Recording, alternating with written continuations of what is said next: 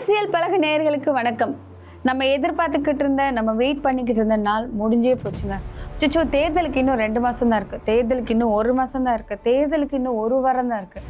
நான் தேர்தலுக்கு ஊருக்கு ஓட்டு போட போகிறேன், தேர்தலுக்கு வந்து ஆஃபீஸ் எல்லாம் லீவு, எல்லாரும் போய் ஓட்டு போட்டு வரலாம் அப்படின்னு சொல்லி அந்த நாளே முடிஞ்சு போச்சு. மக்கள் ஓட்டு போட்டு முடிச்சுட்டாங்க.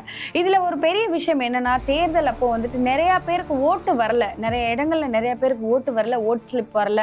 மக்கள் வந்து ஓட்டு போடுறதுக்காக அங்கே இங்கே அலைஞ்சு அவங்களோட ஓட்டு எங்கே இருக்குன்னு தேடி அலைஞ்சிருக்காங்க. நிறைய பேருக்கு ஓட்டு வரல அப்படிங்கிற தகவலும் வந்திருக்கு. நிறைய பேருக்கு ஓட்டு இருந்துமே அவங்க ஓட்டை வேறு யாரோ போட்டுட்டதா கலவரமும் வந்திருக்கு. நிறைய செய்திகளில் வந்துட்டு ராமநாதபுரத்தில் ஒரு பாட்டியோட ஓட்டை வந்து யாரோ போட்டுட்டாங்க அப்படிங்கிறனால அந்த பாட்டி நின்று சண்டை போட்டுருக்குறாங்க. அந்த விஷயமும் வெளியே வந்திருக்கு. இந்த மாதிரி நிறைய விஷயங்களை அரசியல் பலக நிகழ்ச்சியில் பார்க்கலாம் வாங்க. தேர்தலுக்கு முன்னாடி நிறைய கலவரம் நடந்திருக்கு, காசு கொடுக்கறது நடந்திருக்கு, நிறைய விஷயம் நடந்திருக்கு. இதில் ஒரு முக்கியமான கலவரம், ஏன்னா இது நாங்கள் காமிக்காமல் இருக்கக்கூடாதுல்ல மக்களுக்கு. முக்கியமான கலவரம் என்னென்னா வந்து ஒரு இடத்துல ஒரு டீம் ஆஃப் பீப்புள் போய் காசு கொடுத்துருக்காங்க. காசு கொடுக்க போன இடத்துல காசு கொடுத்து நீங்கள் யாருங்க, எதுக்குங்க காசு கொடுக்குறீங்க அப்படின்னு வந்துட்டு சில பேர் அந்த கிராமங்களில் இருக்கிறவங்க கேட்டவங்க உடனே அவங்க வாய் கூசாமல் நாங்கள் நாம் தமிழர் கட்சியிலேருந்து தான் வந்திருக்கோம், காசு கொடுக்குறோம் அப்படின்னு சொல்லியிருக்காங்க. அங்கே இருந்தவங்களை ஒரு சில இளைஞர்கள், ஒரு சில ஆட்கள் கேட்டிருக்காங்க, நீங்க நாம் தமிழர் கட்சியில இருந்து வந்திருக்கேன்னு சொல்றீங்கல்ல, எங்க உங்க அட்டையை காமிங்க, எங்க உங்க அடையாள அட்டையை காமிங்க, நாம் தமிழர் கட்சியில இருந்து வரேன்னு சொன்னா ஒரு அட்டை இருக்கும், அந்த அட்டை எடுத்து காமிங்கன்னா ஐயோ அப்படியெல்லாம் இல்லைங்க, நாங்க டிஎம்கேல இருந்து தாங்க வந்திருக்கோம் அப்படிங்கிற விஷயத்த சொல்லியிருக்காங்க. அது உங்களுக்காக. எந்த கட்சி கொடுக்குறீங்க? வீடியோ ஓடிக்கிட்டு இருக்கு, லைவ் போயிட்டு இருக்கு. எந்த ஊரு? நாம் தமிழர். ஐடி கார்டை காமிங்க, ஐடி காமிங்க, ஐடி கார்டை காமிங்க. நாம் தமிழர் சொல்றீங்க, ஐடி கார்டை காமிங்க. கட்சி யாரு உங்களை அனுப்புன சொல்லுங்க. கம்ப்ளைண்ட் ஆன்லைன்ல போயிட்டு இருக்கு. கட்சி ஓட்டு காசு கொடுக்கலான்னு சொல்லி உலகமே வந்து பிரச்சாரம் பண்ணிட்டு இருக்காங்க. பண்ணக்கூடாது. அது எந்த கட்சியா இருந்தாலும் பரவாயில்ல, போய் சொல்லக்கூடாது. நாம் தமிழ் போய் சொல்லக்கூடாது. நாம் தமிழ் கட்சியா? நீங்க எந்த கட்சி சொல்றீங்க? நீங்க உங்க பேர் என்ன சொல்லுங்க. நீங்க உங்க பேரை சொல்லுங்க. உங்க பேரை சொல்லுங்க. எந்த ஊரு? பரங்குடியா? உங்களுக்கு காசு கொடுத்து அனுப்புனாரு. எப்ப நாம் தமிழ் எதுக்கு சொன்னீங்க? நீங்க நாம் தமிழ் எதுக்கு சொன்னீங்க? நீங்க புத்தி இல்ல உங்களுக்குலாம்? திருட்டுத்தனம் பண்றது பூரா திருட்டுத்தனா நாம் தமிழர் கட்சி பயன்படுத்துறது. பாஜக சேர்ந்துக்கிட்டு திமுக காரன் பூரா கூட்டு சேர்ந்துக்கிட்டு இங்க வந்து நாம் தமிழரை பழி பண்றீங்க நீங்க எல்லாம். தேர்தலுக்கு முன்னாடி நடந்த கலவரத்தில் இந்த கலவரம் ஒரு பக்கம் பார்த்தா, இன்னொரு கலவரம் என்னன்னா, கோயம்புத்தூர்ல வந்துட்டு வழக்கறிஞர் சரவணன் அவர்கள் ஒரு விஷயத்தை வெளியிட்டிருக்காரு. என்னன்னா, கோயம்புத்தூர்ல எல்லாருக்குமே வந்துட்டு ஜிபே மூலமா பணம் அனுப்புறாங்க அண்ணாமலை அவர்கள் அப்படிங்கிற விஷயம் வெளியே வந்து, கோவையில் வாக்காளர்களுக்கு ஜிபே மூலம் அண்ணாமலை பணம் அனுப்பி வருவதாக திமுக நிர்வாகிகள் பரபரப்பு புகார்.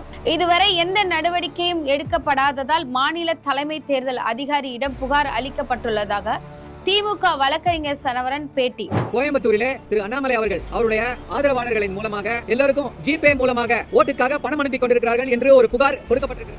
இது ஒரு பக்கம் போக, ஜிபே மூலம்லாம் வந்துட்டு காசு அனுப்புறாங்க, இப்ப நேர்ல கொண்டு போய் கொடுத்தாதான் மாட்டிக்குவோம் அப்படின்னு சொல்லிட்டு வாக்காளர்களுக்கெல்லாம் ஜிபே மூலம் காசு அனுப்பியிருக்கிறாங்க. அனுப்பலின்னு சொல்ல முடியாது, அனுப்பியிருக்கிறாங்க. அதுக்கான சில எவிடன்ஸும் நிறைய சோசியல் மீடியால நிறைய பேர் எடுத்து போட்டிருக்காங்க. அது ஒரு பக்கம் நடந்துட்டு இருக்க, இன்னொரு இடத்துல மேல கேமரா நம்மளை கவர் பண்ணி போட்டோ பிடிச்சிட்டு இருக்குன்னே தெரியாம சில பேர் வந்து அங்க நின்ற இடத்துலயே வாக்காளர் சீட்டை கையில வச்சுட்டு, உங்க பேர் இதுவா, இந்த அப்படி இன்னும் 500 ரூபாய், உன் பேர் இதா, இந்த அப்படி இன்னும் 500 ரூபாய் அப்படின்னு சொல்லி காசு கொடுத்துட்டு இருந்த காட்சியும் வந்திருக்கு. அதுவும் உங்களுக்காக.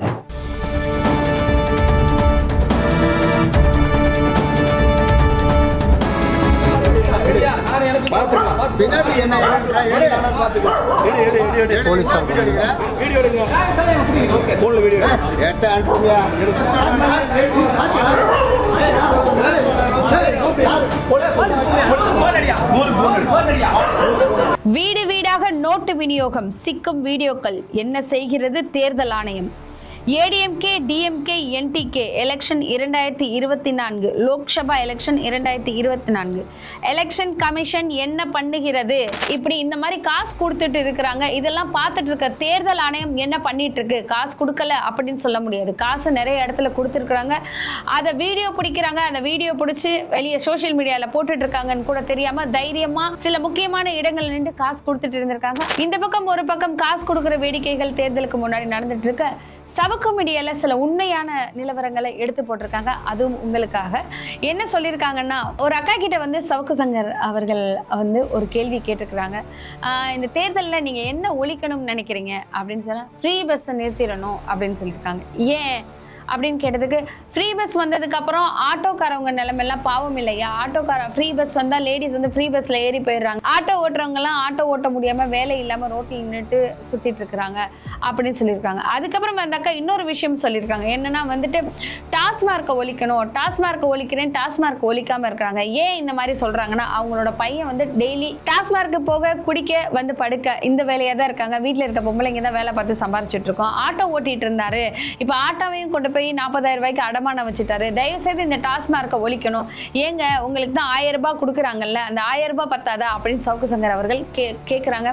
எங்களுக்கு அந்த 1000 ரூபாயே வேணாங்க, அந்த 1000 ரூபாயை வச்சு நாங்கள் என்ன பண்ணுறது, எங்களுக்கு அந்த 1000 ரூபாயே தேவையில்லைன்னு அந்த அக்கா அவ்வளோ கோபமாக சொல்கிறாங்க.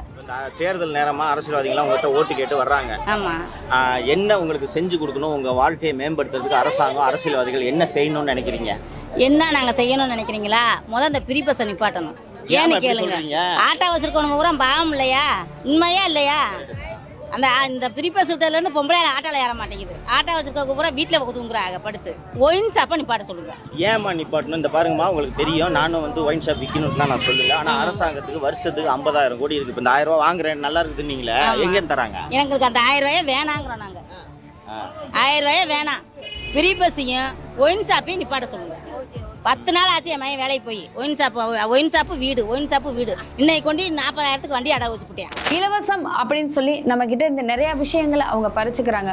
சில இலவசங்களை கொடுத்து நிறைய விஷயங்களை அவங்க நம்ம கண்ணுக்கு தெரியாம நிறைய தப்புகளை பண்ணிட்டு போயிட்டே இருக்கிறாங்க.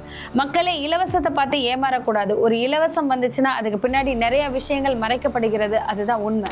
மக்கள் வந்துட்டு நிறைய விஷயங்கள் கேள்வி கேட்க தான் ஆரம்பிச்சிருக்கிறாங்க. இந்த தேர்தல்ல இருந்தே நிறைய விஷயம் தெரிஞ்சது. மக்கள் ஓட்டுக்காக வந்துட்டு ஓட்டு இல்லை, எனக்கு ஓட்டு ஸ்லிப் வரல, அப்படி அங்கே போய் பார்க்கணும், இங்கே போய் பார்க்கணும், ஓட்டு போடுறது நம்மளோட உரிமைன்னு சொல்லி மக்கள் வந்துட்டு கண் வெளிச்சிருக்கிறாங்க. ஒரு மாற்றம் வராதா, நிறைய நம்ம மாற்றத்தை பார்த்துட மாட்டோமான்னு சொல்லி பரபரப்பாக நேற்று ஓட்டு போட்ட நிகழ்வுகளை நம்ம பார்த்தோம். இந்த மாதிரி அரசியலில் நிறைய விஷயங்களை பற்றி தெரிஞ்சுக்க தொடர்ந்து பாருங்கள். உங்களில் நான். நன்றி.